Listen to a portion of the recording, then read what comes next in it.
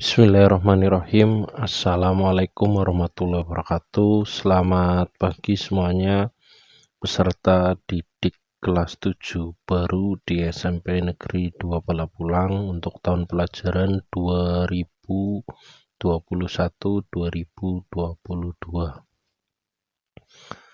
Senang sekali pada kesempatan kali ini saya bisa berjumpa dengan kalian walaupun melalui media online ya, tidak bisa bertatap muka secara langsung dikarenakan masih adanya pandemi COVID-19 dan adanya aturan pemerintah tentang PPKM. Langsung saja, perkenalkan, nama saya Handi Rosandi, saya guru mapel IPS. Mungkin kemarin saat MPLS ada beberapa yang sudah melihat saya. Nah, pada kesempatan kali ini karena sudah jadwalnya untuk pelajaran, maka kita langsung saja untuk memulai pelajaran kali ini.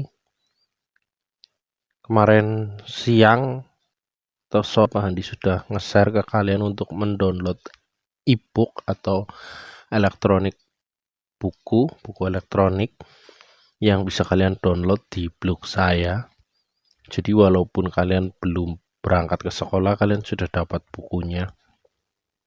Tidak ada alasan untuk tidak dapat bukunya kecuali memang kuotanya tidak ada ya. Nanti ketika sudah ada kuota dikasih sama bapak atau mama, nanti bisa diunduh terus digunakan dengan baik kuotanya agar bisa tetap digunakan untuk belajar. Nah, di bab pertama ini kita akan belajar tentang ruang dan interaksi antar ruang.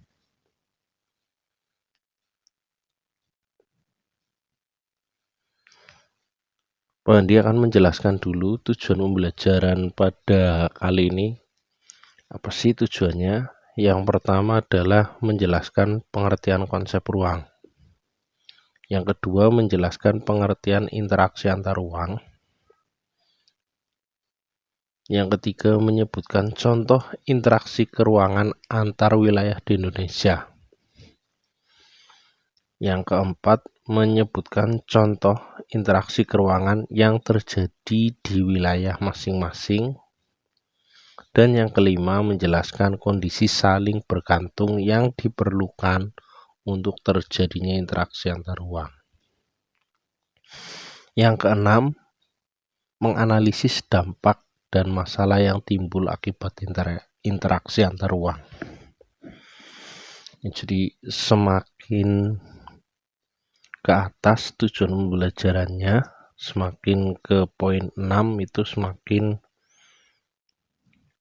komprehensif, lebih luas ya. Jadi kamu harus bisa menganalisa. Oke, kita mulai dari yang pertama. Muncul gambar ada bumi, itu kemudian ada gunung, ada danau, itu lautan, ada lahan yang kekeringan, ada salju ya, ada awan. Nah, kita lihat sini satu-satu. Bumi memiliki berbagai ruang di dalamnya. Ada dataran rendah, ada dataran tinggi, ada bukit, ada danau, lautan, udara, air, dan sebagainya. Setiap ruang di permukaan bumi memiliki komponen atau isi dan hasilnya yang berbeda-beda. Ya, jelas beda antara daerah pegunungan dengan daerah pantai misalnya. Oke, langsung ke pengertian ruang. Ruang adalah tempat di permukaan bumi, baik secara keseluruhan atau sebagian, yang mempengaruhi kehidupan di permukaan bumi. Jadi saya ulang lagi, ruang adalah tempat di permukaan bumi, baik secara keseluruhan atau sebagian, yang mempengaruhi kehidupan di permukaan bumi. Ini ada gambar-gambarnya. Contoh di laut, satunya di hutan. Secara keseluruhan, ruang mencakup lapisan udara atau atmosfer, lapisan air atau hidrosfer, dan lapisan tanah atau geosfer di permukaan bumi. Jadi tidak hanya yang ada di daratan ruang itu, tapi yang ada di air atau lautan itu pun ruang. Yang ada di udara atau mungkin langit kamu menyebutnya itu juga ruang. Makanya ada orang yang menyebut ruang angkasa. Komponen ruang. Oke. Diperhatikan. Komponen ruang, berbagai organisme atau makhluk hidup merupakan bagian dari ruang. Jadi yang ada di ruang itu apa saja? Yang jelas organisme atau makhluk hidup yang merupakan bagian dari ruang itu. Misal di ruang kelas ada Bapak Ibu guru, ada hewannya, misal ada tumbuhannya, ada pot kecil yang ditaruh di ruang kelas, ada bunganya, misal.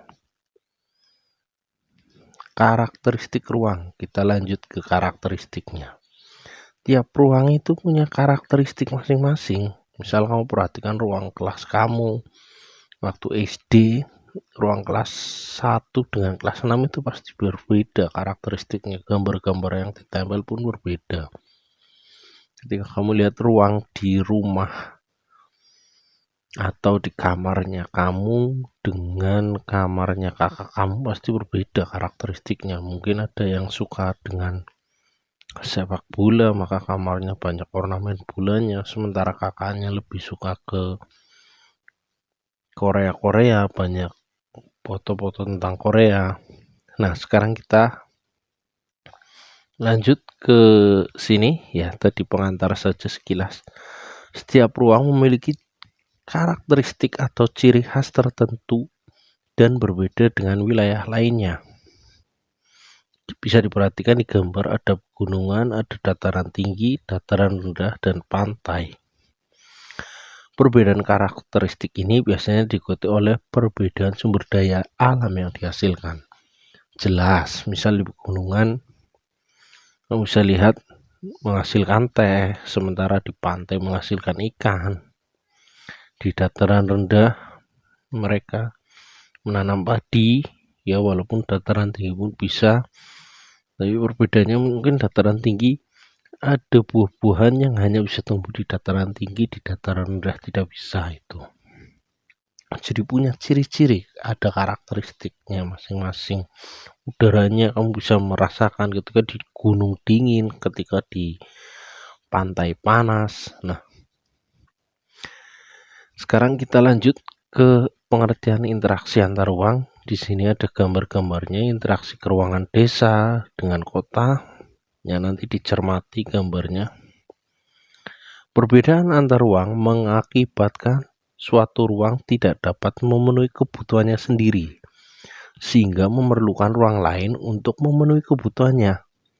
Hal tersebut memunculkan interaksi antar ruang atau hubungan antara ruang satu dengan ruang yang lain. Saya contohkan di ruang atau di rumah kamu. Antara kamar pasti punya hubungan dengan misal kamar mandi, kamar tidur dengan kamar mandi. Itu saling membutuhkan. Kalau di sekolah dulu atau kamu SD ada ruang kelas dengan ruang toilet, itu pasti membutuhkan.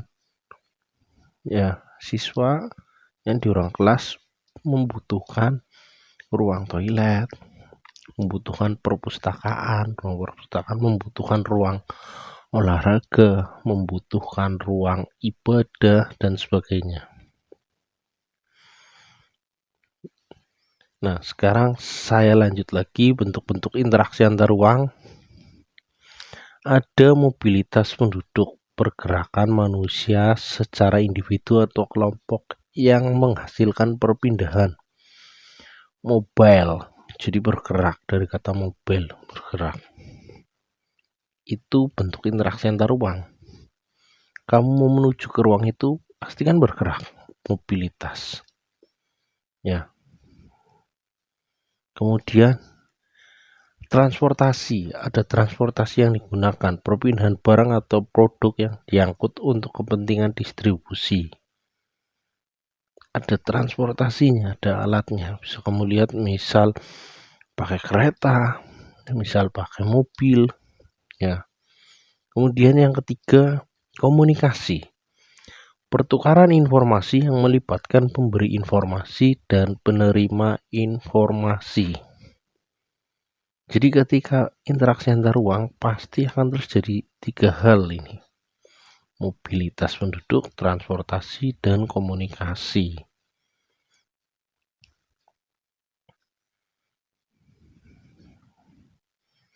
Lanjut, ini penyebab atau kondisi saling bergantung dalam interaksi antar ruang. Yang pertama saling melengkapi, yang kedua kesempatan antar ruang, yang ketiga kemudahan transfer. Oke, kita jabarkan bersama selanjutnya. Saling melengkapi atau complementary. Kondisi saling melengkapi terjadi jika ada wilayah-wilayah yang berbeda komoditas atau hasil alam yang dihasilkan. Contoh, dataran tinggi itu menghasilkan sayur mayur, sedangkan dataran pantai menghasilkan ikan atau hasil laut, ada garam, ikan, cumi. Nah, kalau di dataran tinggi tidak ada ikan, sementara di dataran pantai atau rendah tidak ada sayur, maka terjadilah interaksi saling melengkapi seperti gambar ini. Ya. Saya lanjut. Kemudian ada kesempatan antara atau intervening opportunity. Kondisi ini terjadi jika ada alternatif lebih baik bagi tempat asal atau tujuan. Biasanya dipengaruhi oleh faktor jarak dan biaya untuk memperoleh produk tersebut. Ya, ini bahan di sedikit salah. Faktor yang betul ya. Wilayah A membutuhkan sayur, wilayah B menghasilkan sayur, dan wilayah C menghasilkan sayur. Jadi wilayah A bisa milih ke B ataupun ke C. Tapi kita lihat jaraknya ke B lebih jauh, sedangkan ke C lebih dekat, maka otomatis akan memilih ke C yang lebih dekat dengan perhitungan tadi jarak dan biaya. Buat apa jauh-jauh ke sana kalau yang dekat juga ada. Ya, semacam itu. Lanjut. Yang ketiga, kemudahan transfer atau transferability. Jadi dipengaruhi oleh kemudahan dan kelancaran sarana transportasi antar wilayah. Mungkin kalau sekarang juga bisa cara pembayarannya. Wilayah A membutuhkan ikan, misalnya ini di pegunungan. Ada wilayah B penghasil ikan, wilayah C juga penghasil ikan. Jika A ke B jalannya bagus, lancar, ya penerangannya bagus jalan rayanya. Sementara yang di C jalannya rusak, penerangannya gelap ketika malam. Maka orang akan cenderung lebih memilih membeli kebutuhannya di wilayah B ketimbang wilayah C. Ya, wilayah A membutuhkan ikan yang dihasilkan di wilayah B dan C, seperti yang tadi saya jelaskan, jelas akan milihnya ke B yang lebih bagus. Nah, saya kira sampai sini dulu video pembelajaran kita. Ya, jika nanti ada yang tanyakan, silahkan bisa WA atau komentar di kolom komentar, karena video ini juga akan saya bagikan di channel YouTube. Ya, saya kira cukup. Terima kasih. Wassalamualaikum warahmatullahi wabarakatuh.